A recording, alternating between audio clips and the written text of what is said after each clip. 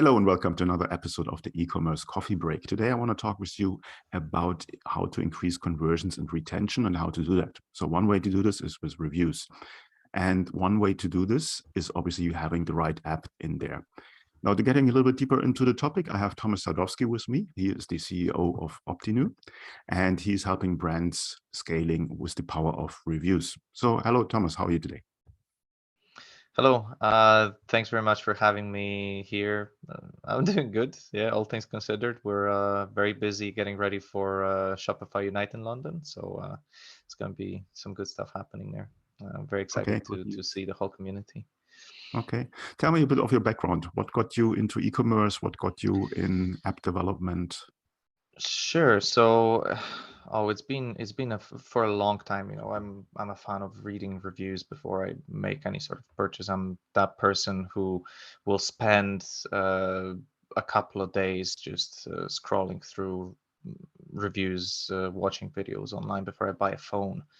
So it's always been on my mind. And then eventually, at the end of the university, um, we had to do a project, and mine was in reviews. And I decided to take it forward and build a company around it. And surely a few good years later, we managed, to scale the team to over 15 people. And as of recent, we have been acquired by ShopCircle. So we're a part of a growing ecosystem of apps. Uh, that where the point is that over the next few years we'll basically be offering a whole suite of them to merchants, and the review component is Opinew. But yeah, that's where we are at right now. Yeah. Okay. Okay. Now, obviously, most merchants, most Shopify stores have one or the other review system in there. I don't think that most Mhm. people really understand how important it is and how it has an impact on increasing conversions and also the average order value. So tell me, what do you think is missing out or what our merchants are missing out when they're implementing review systems into their store, into their business? Sure. So look, these days people are actually starting to realize slowly that reviews are important. I noticed that when we were starting, maybe in 2015, 16, that a lot of people were, kind of they weren't sure about reviews. But then I think that there was this. Mm, People just got better educated. There was more content, educational content released. There are more studies done, and now everybody realizes that if you want to sell online, you need reviews. And if you want to get people to click on your links, you need them. If you want them to click on your add to cart, you need them. It's basically social proof. It's like you asking your friends, hey, is this thing good to buy? Is this restaurant good? Is your TV working well? But it's more of a social proof of the wider crowd, wider population that helps you sell. And it's a crucial component. We've had some customers which it just happened that they switched their theme on Shopify, and when switching the theme, sometimes some apps don't carry on, and it happened that our app got switched off, and we had them coming to us and complaining that, hey, my sales dropped by 70%, reviews are off, can you put them back in? And it just shows how important they are. We've seen the difference also when people started using reviews in let's say email, in Google Organic. Suddenly way more clicks. If they're using them in ads, suddenly way more click through. Their ads are doing better. So uh, reviews are there to help you wherever you are presenting your product in whatever format, be it on your product page, be it in social media, be it in a newsletter. They give that social proof push for people to take action. So you might have a great converting page, you might have it designed perfectly in terms of the copy, the structure, but it's not going to convert as well without the social proof element. Yeah. Talking about the product detail page, how should be the perfect layout for a review? So what kind of content, what kind of elements do you need to have with a review? So you touched on a very important element. So there is this psychology of how people look through reviews, and especially when they land on the page. So the first thing that they will look at is the average amount of stars. So we tend to help our clients in optimizing their pages, and sometimes we see that people don't install the product to the stars under the title on the product page, and sometimes it happens that the main review section is way down below, so it's not present on your first on the screen that you see at first. And if you don't have the stars, there's no suggestion that there are any reviews, and that might I'm not saying that everybody, but it will just look that the page doesn't have any, and some people might not even scroll all the way down to see, especially if they're new to your site, if they don't know that reviews are at a specific height of the page. So that's the first element. So you need to have those stars below the title. Then in terms of the review widget, when people look at it, and think to yourself, what do you do when you look at reviews? You want to see the first page.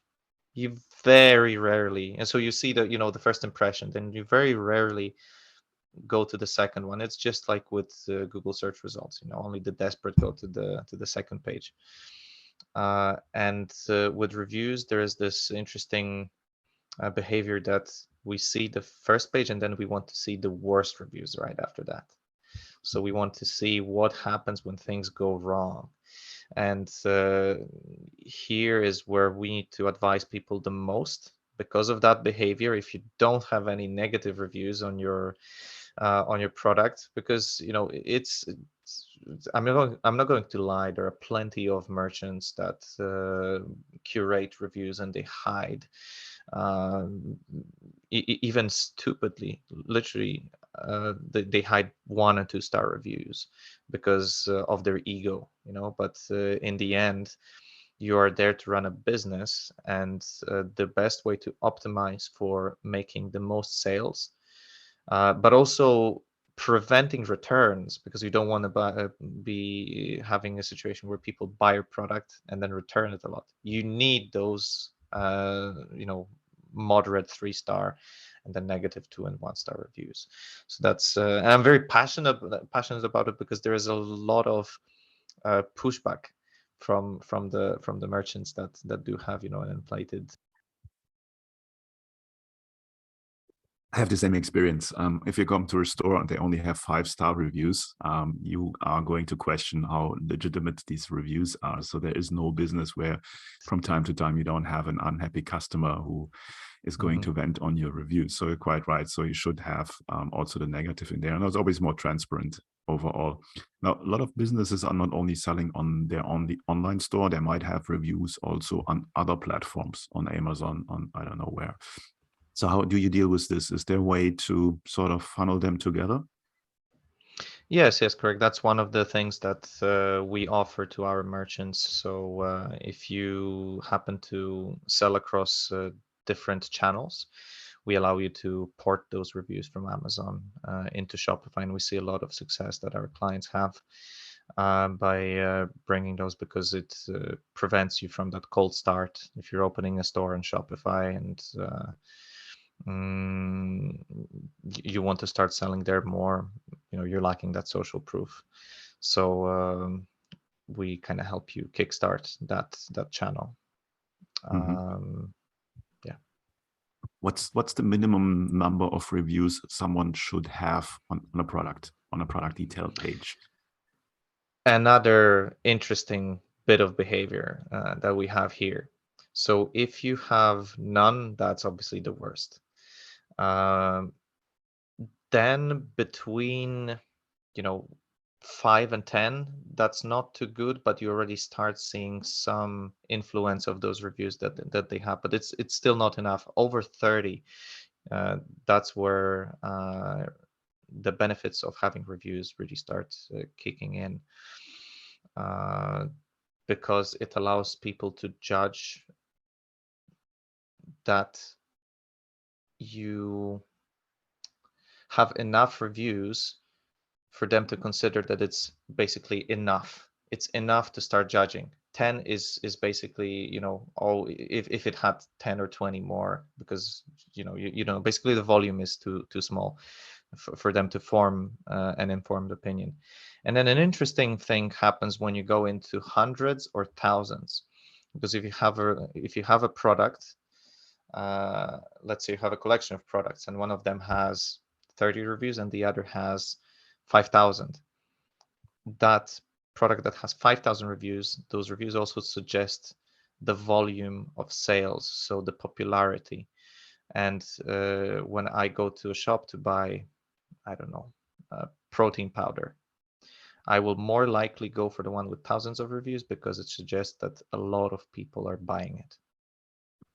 So All right. that's in terms of the count. So 2 elements that we discussed already. You need to have a good balanced mix of reviews, and then the more the merrier, really. And if you go into thousands, it shows it's popular. Okay. Now, a brand new merchant or somebody who is just moving from brick and mortar or whatsoever over into online, what's the best way to collect reviews? How do you reach out to past customers or get them from other systems in your system? Sure. So there are multiple different ways, and I think we're the only review app that covers more than 2. The first 2 that are most popular are the post-purchase email. So you can design a whole flow, and that's a whole probably 10 or 20 minutes conversation just on how to design this email flow that converts, by which I mean, how do you ask people to get reviews, because the review leaving rate is about 5%. So out of 100 people, only 5 will leave you a review. But yeah, like I said, conversation for a different time. Then you can send them an SMS if you have a way of interacting them via text, and we provide that. And lastly, you can try. So if you are in charge of your packaging, you can integrate the review app, and our app does it, with your order printer. So you can add this little QR code and a link on your on the packaging slip. So when somebody receives the item, they open it up and there's this little card saying, hey, look, you're going to get a 10% discount if you leave a review. Just scan this QR code and go ahead. So there are many different ways of doing that, but those are basically the 3 main ones. You've got the email, SMS, and printed requests. So that's what we help. And obviously, if you can, you import them to kickstart your sales, because in the end, if you want to gather a lot of reviews, you need a lot of orders, and you're not going to get a lot of orders without the reviews. So it's a chicken and egg problem, right? Okay. So any way that you can get to get this initial critical mass. Okay. Now reviews, as you said, user-generated content. You want to probably have also photos, maybe video. I mean, the more you get out of your client, the better it is. How do you motivate them to go as far as getting their phone out and make a photo? Indeed. So that's, you're just by asking them to leave a review, that's already asking for quite a lot, because the person, they've already paid for the product, but they paid for the product. You're asking for an extra action to take, which is leaving the review. So, okay, they leave a review. So how do you incentivize them to leave a photo? You can offer them a coupon that is conditional only on adding a photo or video to that review. And in our particular case, we can even have it so that Opinew sends an extra email. If they didn't add a photo, they'll get an extra email saying, hey, look, if you've left your review, thank you. But as a special thanks, if you could please add a photo to it, you're going to get an even better coupon. So those are those are some of the ways, and it's actually the best way of optimizing this, because if you offer a coupon, you increase that rate by almost twofold, so from about 4 or 5% to even 10. Mm-hmm. Where do you put your coupon, your testimonials, your reviews? What's the best areas on your store to show them? It depends on where you are on the store. So if you're on the home page, your visitors are in the frame of mind of judging your entire store. And therefore you should put the reviews, you should select reviews that are specific to the entire shop. So showing your customer service, showing the experience with the delivery, those kind of things. If you're on the product page, obviously, those are product reviews. And here you need to optimize, if you can, for showing the best quality reviews up top. Like I said, people will look only on the first page, mostly. Over 95% of them will. So the content that they see at first is the most important. And there are only 2 companies in e-commerce that can optimize that at scale without having to have a whole bunch of people who do manual work of selecting the best quality reviews. And I don't mean the 5-star reviews. A best quality review is the one that will show you the experience of somebody using that product in a well-written, clear to read way that shows you, okay, those are the certain features of the product. This is my experience with it, so that you can make an informed decision. And the 2 companies that do it are Amazon and Opinew.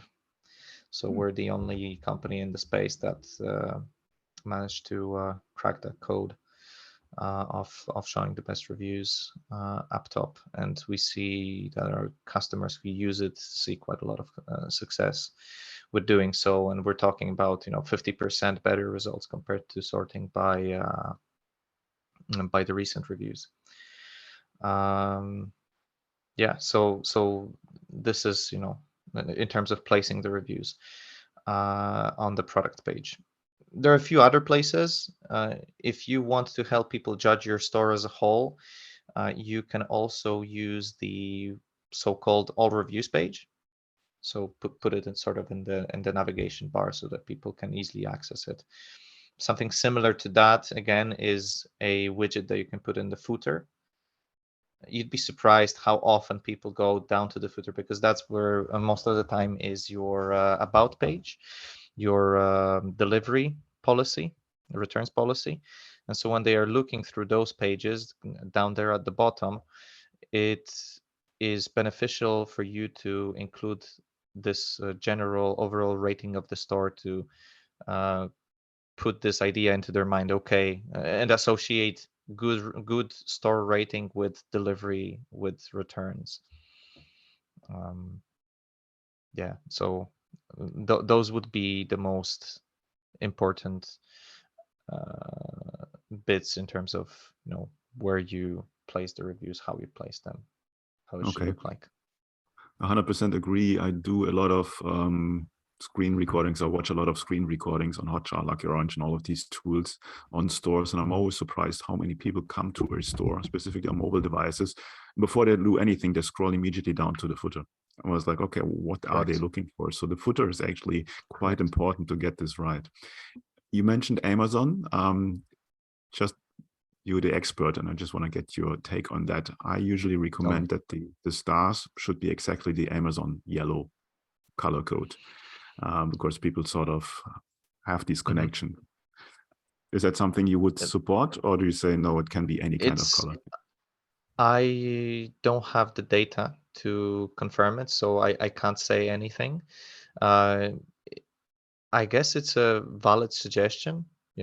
but it's just I can't back it with any data.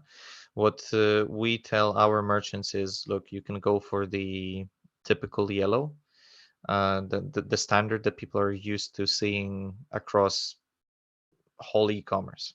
Stars historically always have been this yellow, or like you said, the Amazon yellow. But there's another way of thinking that it's not like we recommend this. There's two ways: either yellow, or you match it to your store theme.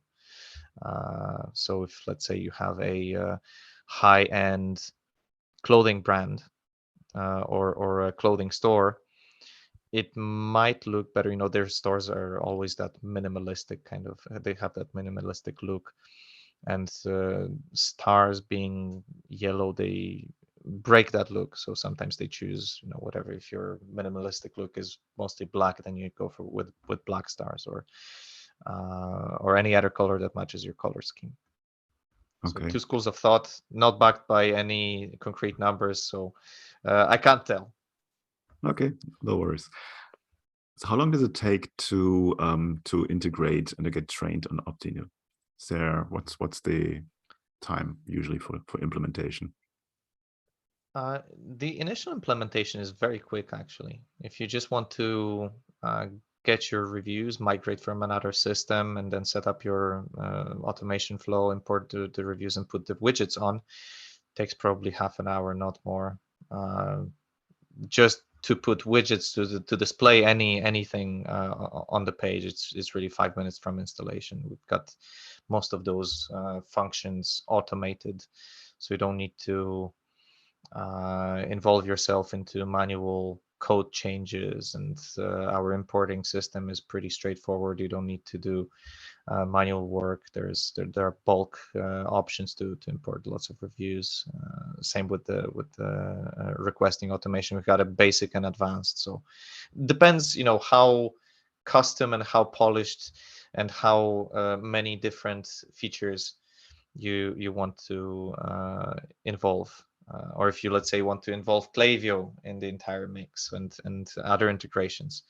But if you're really that advanced, we have a white glove service that we offer with our customer success manager, and we can help you set it up over a meeting with you, and then we pretty much, according to your specification, we do it for you. Okay, give me a bit of idea about the pricing. How is that structured? So pricing ranges between, we're pretty affordable, so you can roll on the free plan with obviously limited features, but if you're just starting, it's more than enough. And then in terms of paid plans, we range from 19 to 399. So we cover a whole range. If you're a small and medium-sized store, you can definitely afford it. But if you're an enterprise client, you can be sure that you will get that white glove service, dedicated servers, custom reporting, all of that, and all the integrations that the app can offer. So it's a wide range. Okay. Do we have one golden nugget that you would throw in for someone who wants to really optimize and squeeze the most out of reviews? Use them everywhere that you show your product, and you'll be fine. Even if the reviews aren't the topmost quality, as long as in any place that you present your product, even on a leaflet that you hand out, because maybe sometimes people have those pop-up stores, even on your leaflets, on your in your email, on your website, on your ads, if you can put the reviews, you can put that social proof, do it. Okay. Yeah, I'm agree with you. Don't underestimate the power of reviews. It definitely makes a huge difference on the bottom line and will show in conversions and in revenue at the end of the day. Cool. Where can people find more about you? So you can go to opinew.com. So that's opinew.com to find more about the app. And if you're interested in the entire portfolio of our family of apps, you can go to shopcircle.co, which I welcome you to do so. Okay, I will put the links in the show notes that people can reach you with one click. Cool, Thomas, thanks so much for this overview. I think there was a lot of insight in there to make the most out of reviews, and hopefully people will go ahead and try your app and then get the most out of it. Thanks so much for your time. You're very welcome. Thanks for having me. Hey, Klaus here. Before you go, I would like to invite you to become part of the e-commerce merchant pro community to get actionable advice from other Shopify merchants who already have achieved what you are aiming for. Our community is a safe place to actively grow your online retail business with the support of the most amazing and helpful group of e-commerce entrepreneurs behind you. Running a Shopify business is tough. Don't do it alone. Join us now. It's free. You will find the link in the show notes. Also, if you think your online store has conversion or marketing issues and you would like to have a fresh set of eyes on your business, then drop me an email at klaus@klauslauter.com and let me know a little bit about your business. It might be beneficial for you to have me look over your store, offers, emails, and ads and get an unbiased outside perspective and guidance to help you make most of your online business. And finally, if you enjoy the show, please rate and review in the app that you're listening so that I can get bigger and more impactful guests on the podcast. Thank you as always for tuning in today. I appreciate you. Until next time, and I talk to you soon.